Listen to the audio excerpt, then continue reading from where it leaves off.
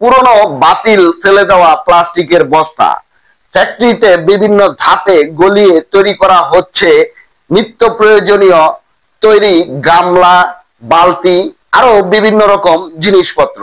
পরিবেশ রক্ষায় এক নতুন উদ্যোগ হিসেবে পুরনো ও বাতিল প্লাস্টিকের বস্তা সংগ্রহ করে তা বিভিন্ন ধাপে গলিয়ে তৈরি করা হচ্ছে গামলা, বালতি বা নিত্য প্রয়োজনীয় প্লাস্টিক সামগ্রী।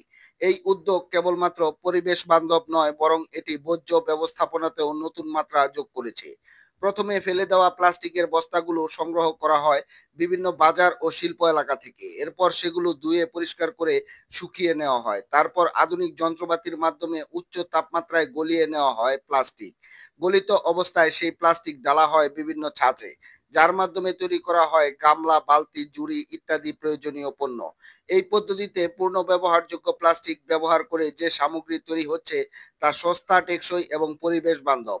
অনেক উদ্যোক্তা ও কারখানা মালিকরা বলছেন, এভাবে পুরনো প্লাস্টিক ব্যবহার করলে উৎপাদন খরচ কমে আসে এবং নতুন কাঁচামালের উপর নির্ভরতা হ্রাস পায়। প্লাস্টিক বর্জ্য পরিবেশ দূষণের অন্যতম প্রধান কারণ, কিন্তু সঠিকভাবে ব্যবস্থাপনা করলে এই বর্জ্য হতে পারে মূল্যবান সম্পদ। এই উদ্যোগ তারই বাস্তব উদাহরণ। প্লাস্টিক বর্জ্যকে সম্পদে রূপান্তর করার এই উদ্যোগ একদিকে যেমন পরিবেশ রক্ষার সহায়ক, তেমনি কর্মসংস্থান সৃষ্টি ও অর্থনৈতিক দিক থেকেও ইতিবাচক ভূমিকা রাখছে। ভবিষ্যতে এই ধরনের উদ্যোগ আরো সম্প্রসারিত হলে তা আমাদের দেশকে আরো টেকসই ও সবুজ করে তুলতে সহায়তা করবে।